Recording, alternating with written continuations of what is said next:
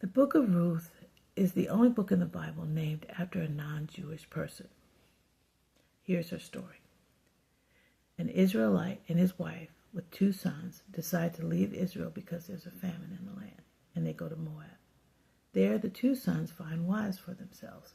Tragically, the Israelite dies, and Naomi, his wife, is left a widow. Even more tragically, both her sons die over time. She decides to return to Israel embarrassed and poor. Her 2 daughters-in-law plan to go with her, but she tries to convince them to stay with their families and remarry a man in Moab.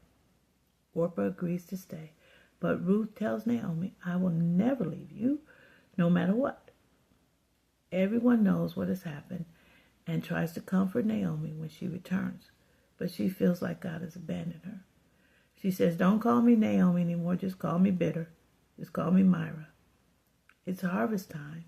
They have no money, so Ruth goes out to the field to try to walk behind reapers and pick up any grain that they missed.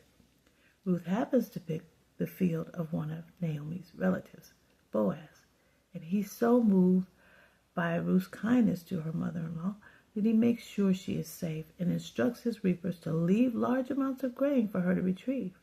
He tells her, "Don't go to any other field. Stay here until the end of harvest." Naomi knows that Boaz is a good man. She sets up Ruth with Boaz in a way that was done back then. Boaz praises Ruth once again for her not looking to a younger man to marry, but continues to honor her mother-in-law by choosing him. Boaz does the honorable thing. He buys Naomi's property so she's no longer poor, and he marries Ruth so that Naomi's son's name is not forgotten. Soon Naomi has a grandson. Oh wait, not really. Ruth and her are not really related, but you never know it from the story. Everyone is so thrilled for Naomi, and they praise God for giving Naomi a grandson and a daughter-in-law who has been kinder to her than 7 sons. Boaz and Ruth the Moabite have a son named Obed, who has a son named Jesse, who has a son named David.